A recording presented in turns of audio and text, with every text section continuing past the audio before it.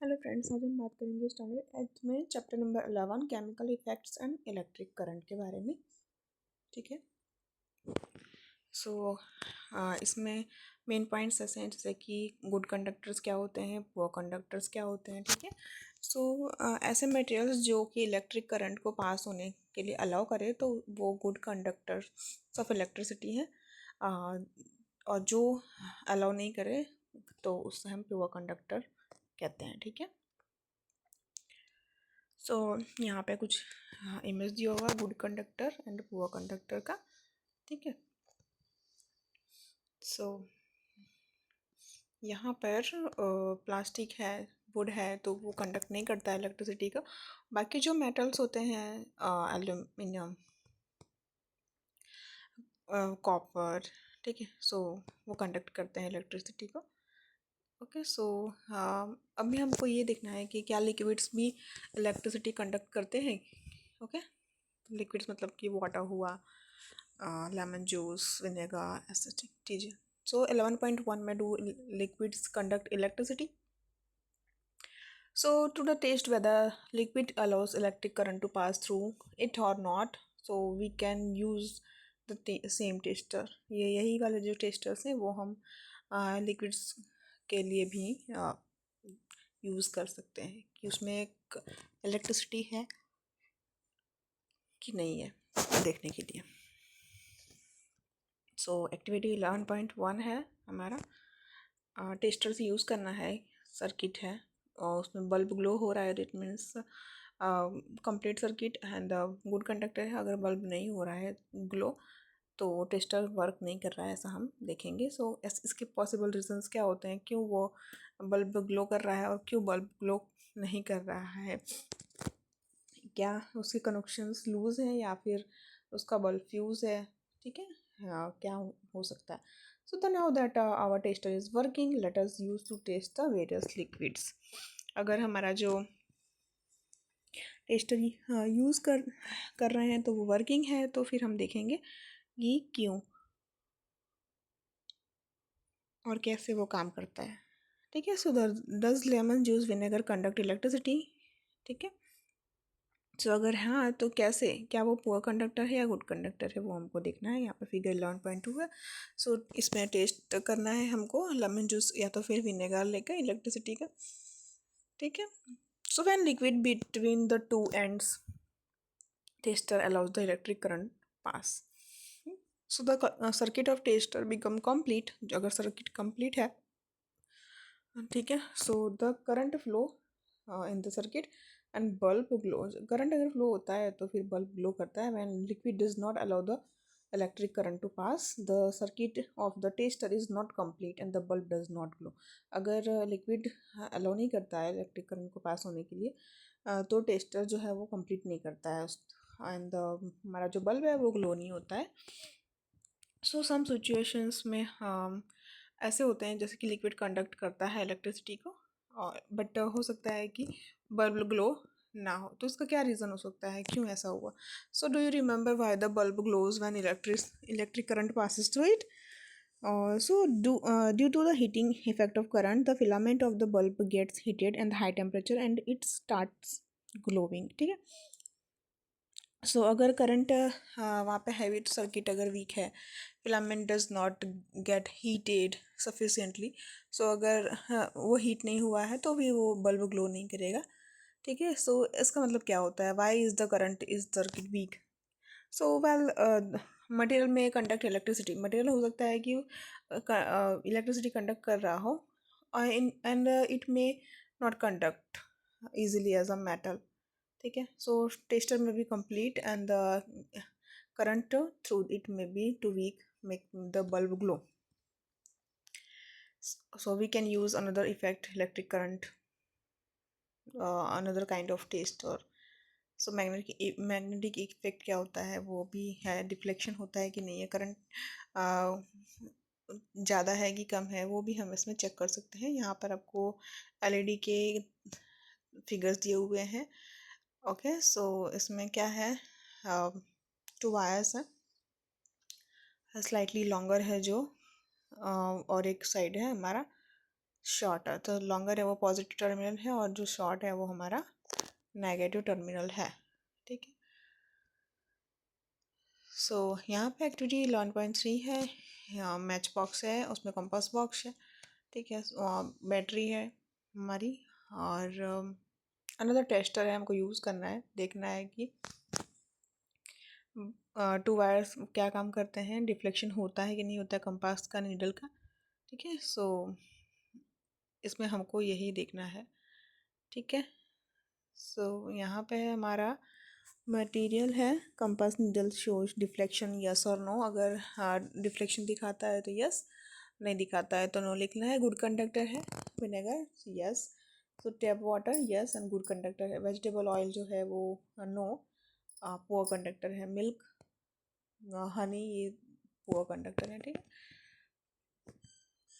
So some liquids are good conductor of electricity and some are poor conductors.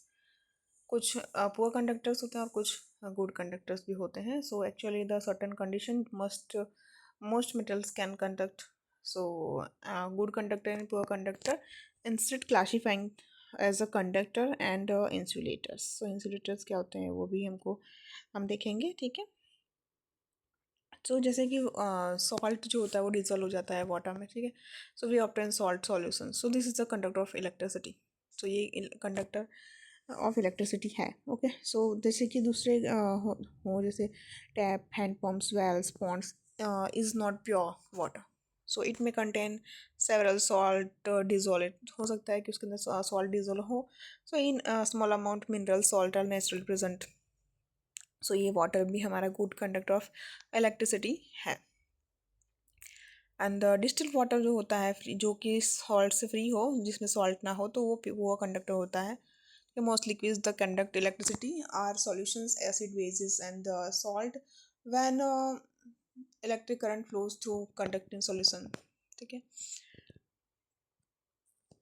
हमने देखा कि जैसे कि कॉमन सॉल्ट है वो जैसे कि वाटर में डिजोल्व हो जाता है, तो वो क्या करता है, वो एक टाइप का गुड कंडक्टर हो जाता है, ठीक है। एंड सिंपल वाटर है वो हमारा पुअर कंडक्टर होता है। 11.5 एक्टिविटी 11.5 है हमारा, ठीक है। हमको 3 क्लीन प्लास्टिक या तो रबर कैप्स लेना है, बॉटल लगाना है, ठीक है। उसमें 2 चम्मच पानी लेना है, अंदर उसके अंदर लेमन जूस या तो फिर हाइड्रोक्लोरिक एसिड ऐड करना है।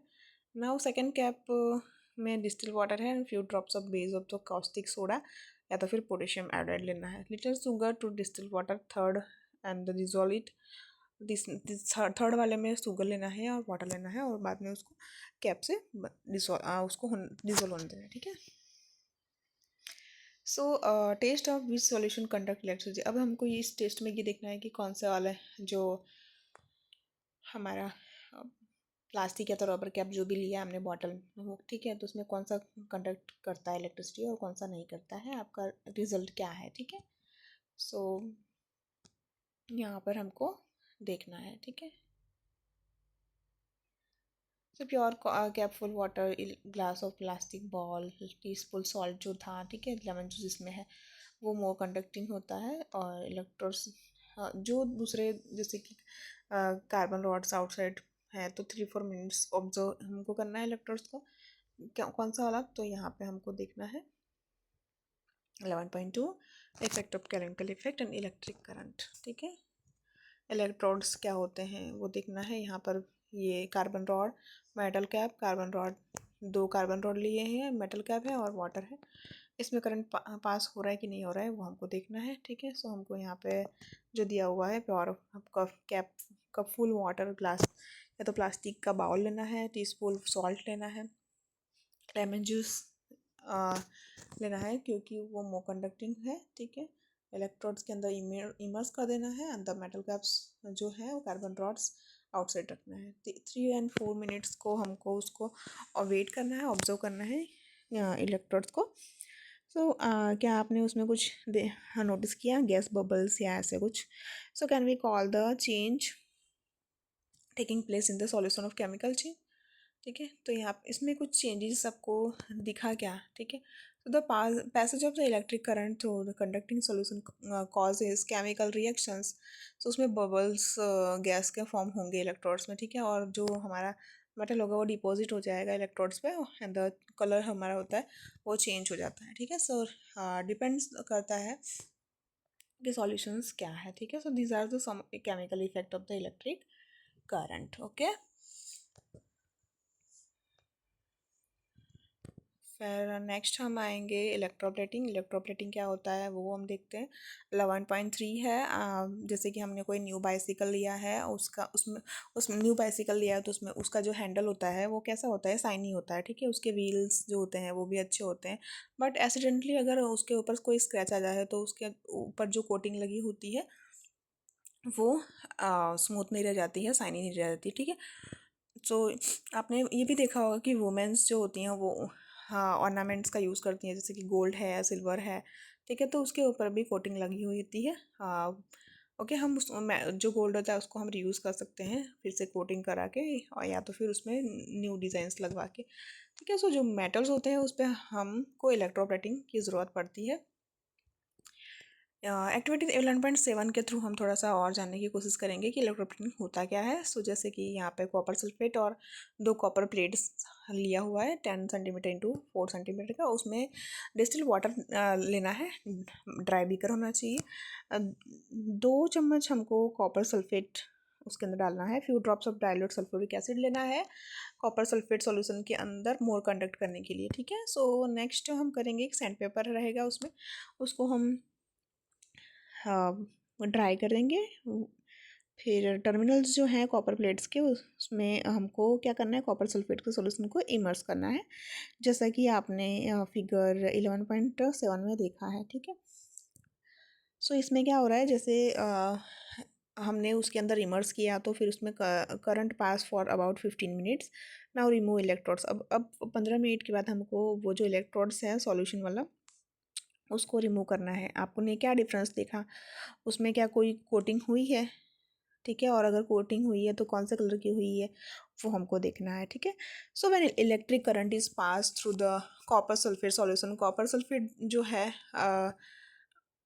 Dissociate into copper and sulphate. Copper sulphate जो है वो एक साइड कॉपर एक सल्फेट बन जाएगा, ठीक है। तो free copper gets join the electrode connected the negative terminal, okay, battery and gets deposited, but about the loss of copper from the solution, ठीक है। So from the other electrode copper plate equal amount of copper gets dissolve into solution. अभी जो copper होता है वो क्या करेगा, battery negative terminal जो है उसके ऊपर जाके डिपॉजिट हो जाता है, ठीक है। So loss of copper from the solution restore the process continuous. इसका मतलब ये होता है कि कॉपर जो है वो एक इलेक्ट्रोड के ऊपर जाके ट्रांसफर हो गया, ठीक है। सो the process of depositing of layer any desired metal on another material, so by it means electricity is electroplating, ठीक है। so it is the one of the most common application chemical effect of the electric current। Electroplating जो है वो बहुत important process है, बहुत useful होती है, हम इंडस्ट्री में इसका यूज़ करते रहते हैं, ठीक है।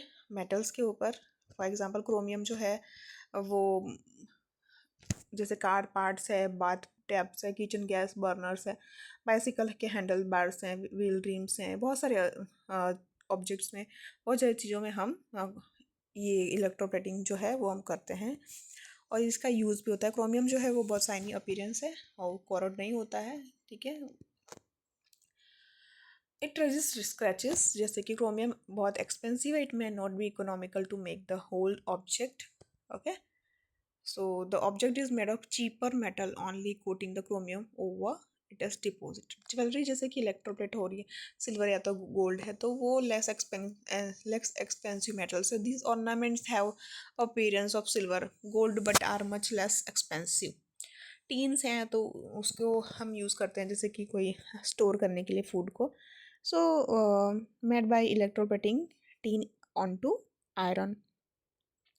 So tin is less reactive than iron, so thus food does not come into contact with the iron and the protect the getting spoiled, तो ये ख़राब होने से बचाता है, ठीक है। सो आयरन जो है जैसे कि कोई ब्रिज बन रहा है या तो कोई ऑटोमोबाइल्स ये सब चीज़ें हों, ठीक है, सो उसके अंदर भी इलेक्ट्रोप्लेटिंग कोटिंग करने की ज़रूरत पड़ती है तो उसमें जिंक हो तो उस पर डिपॉजिट हुआ जाता है, ठीक है। सो आयरन क्या करता है, प्रोटेक्ट। सो जिंक जो है डिपॉजिट होकर वहाँ पे आयरन को प्रोटेक्ट करता है कोरोजन या तो फिर रस्ट ना हो उसके लिए, ठीक है। सो ये हमारा इलेक्ट्रोप्लेटिंग जो है वो मोस्ट इम्पॉर्टेंट क्वेश्चंस है। ओके, आई होप आपको वीडियो पसंद आई होगी। Thank you so much.